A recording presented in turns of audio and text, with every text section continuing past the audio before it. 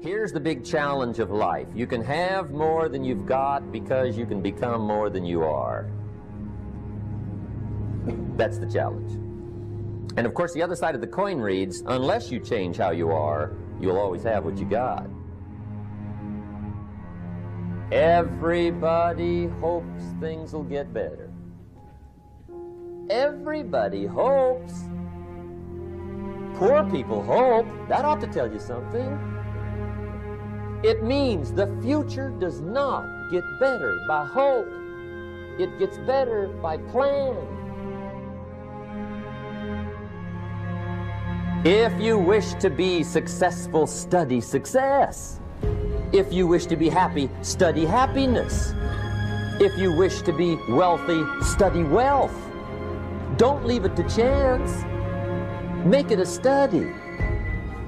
Some people just go through the day with their fingers crossed. See, that won't do it. You've got to study the things that can change your economic, social, spiritual, personal life. If you don't like how it is for you, change it. If it doesn't suit you, change it. If it doesn't please you, change it. If it isn't enough, change it. And I challenge you to do that because you can change. See, you don't ever have to be the same again after tonight, only by choice.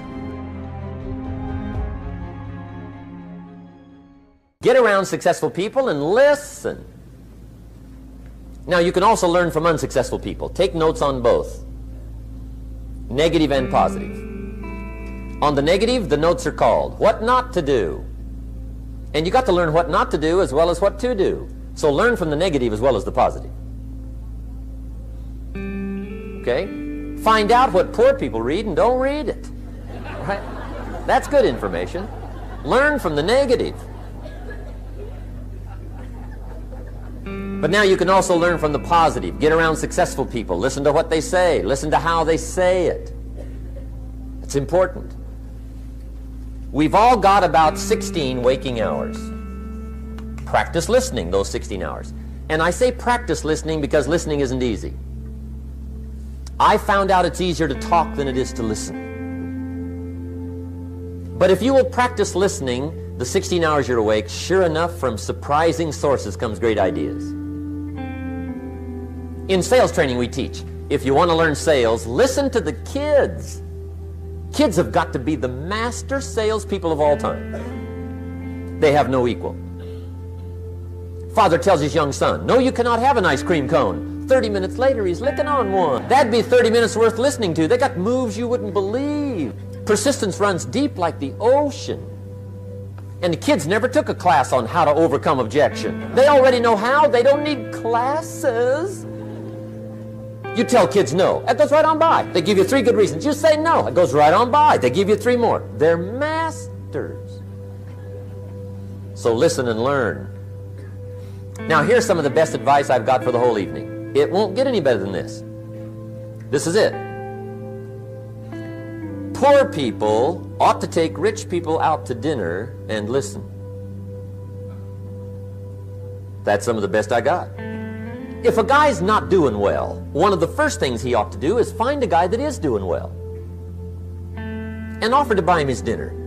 Spend $50, $60, $80, $100. Go for the full 9 course.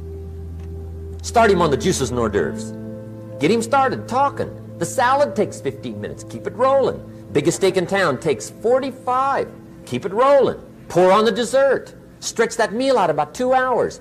If you get a successful person to eat and talk for 2 hours, they're liable to drop ideas in your lap, change your life. Multiply your income by 2, by 3, by 5. But you're right. Poor people don't usually take rich people out to dinner. That's the problem. The guy said he's rich, let him buy his own dinner. I'm not coming up with any money.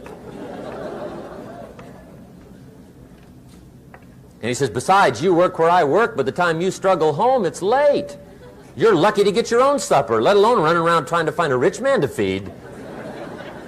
And the guy's behind on his house payment. Good worker, hard worker, sincere. But you got to be better than sincere. Work hard. You wind up broke. You got to be better than a good worker. You got to be a good listener. And remember, what you read and what you hear, put the good stuff in your journal. Now, here's the third way to find out how to change your life, and that's to observe.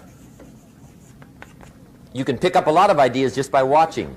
Get around successful people and watch. Here's why.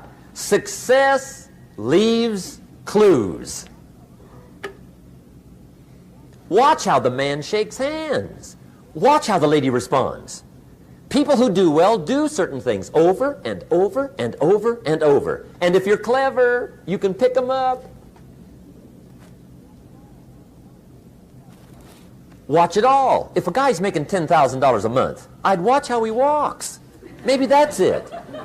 Copy his funny little walk. Somebody says, well, that's kind of a silly walk. Say, it's 10,000.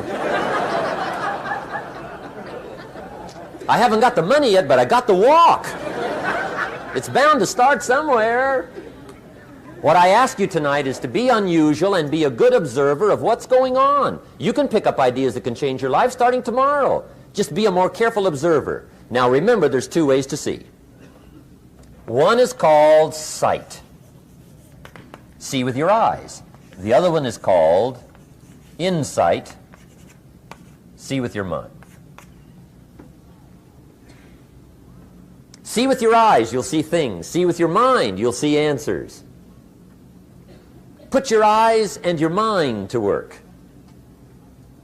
And the best advice on developing sight and insight is pay attention. Don't miss anything. In the weekend seminar we teach, one of the greatest fatalities to success is preoccupation, lack of concentration. The guy's mind wanders. See, you wind up average. You've got to learn to zero in and concentrate.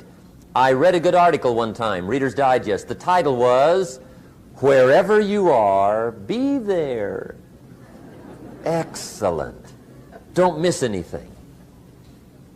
Now, we've lingered a little bit long on number one here for personal development. Find out how things work, but it's so very important finding out. And I've given you 3 ways to find out. Now here's the second step to personal development. Okay, number 1 was find out how things work. Here's number 2, go to work.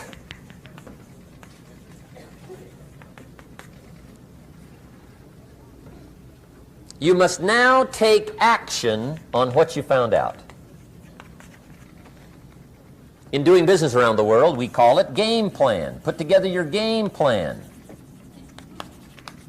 One of the major things we teach on the weekend seminars, game plans. How to game plan your office. If you're in sales, you need a game plan. Kids need a game plan. You need a home game plan, social game plan, a business game plan. Everybody needs game plans. Financial independence, game plan. Your investment, game plan.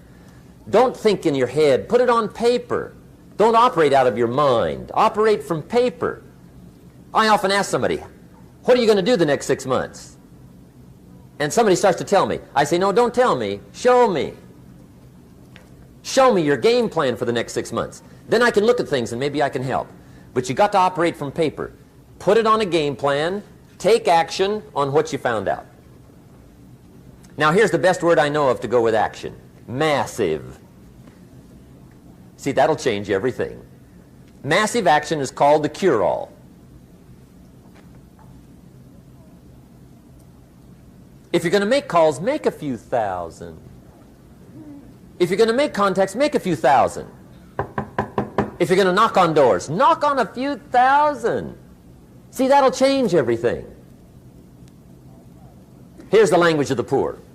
I'll try it a time or two and see what happens. It's the way poor people talk. The guy says, well, I'll give it 30 days. 30 days. You could guess his bank balance. You've got to have a better game plan. So here's one of the major things to do starting tomorrow. Take a look at your game plan. If it isn't loaded with massive action, change it tomorrow. Action. The formula really works like this. Pick up a good idea, take heavy action. Pick up a couple of good ideas, take heavy action. That's the formula for success. Heavy action.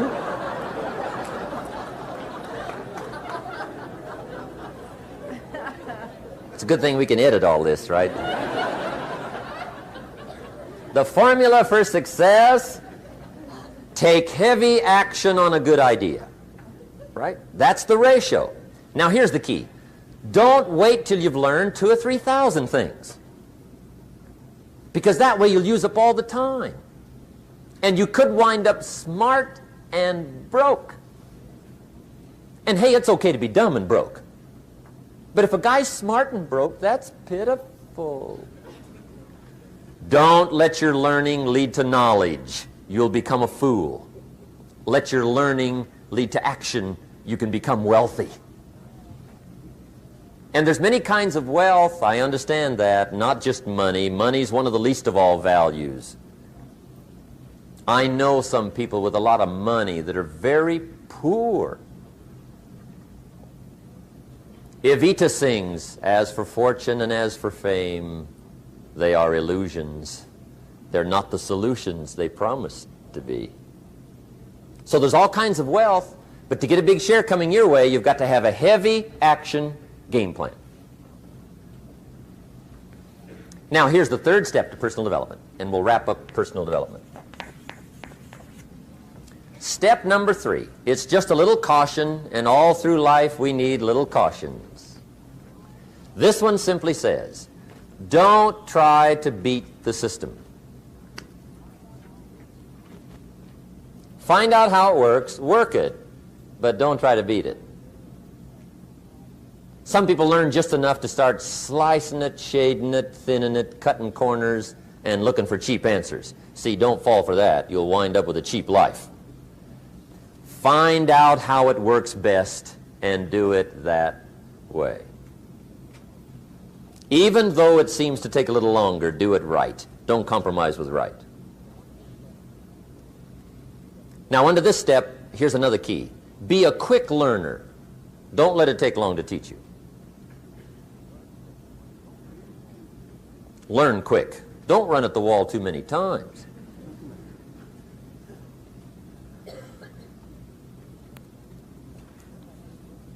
Learn quicker. One guy said he broke his nose 7 times in the same place. Somebody says, looks like you'd stay out of that place. Learn quicker. Now the third point here is don't be stubborn. See, some people won't change even when a better way comes. They say, well, I've been doing it this way 30 years. Hey, be ready for change. If it's a better way, go for it.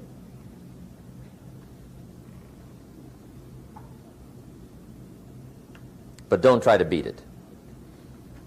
Or you'll be like the guy that went to Las Vegas. He didn't have much money, so he didn't want to risk his money gambling. But he gets to Las Vegas and the jackpot bells are ringing, the money's flowing, the lights are flashing, and he can't help himself. He's got to gamble. But instead of gambling with his cash, he decides to play the mental gambling game. And the brilliant scheme he worked out goes like this.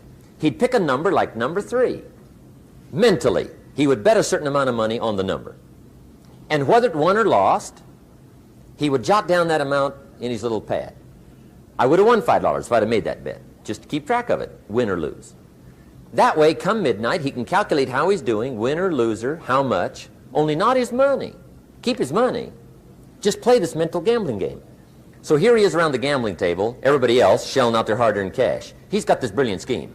Instead of betting with his money, he's betting with his mind, and he lost his mind.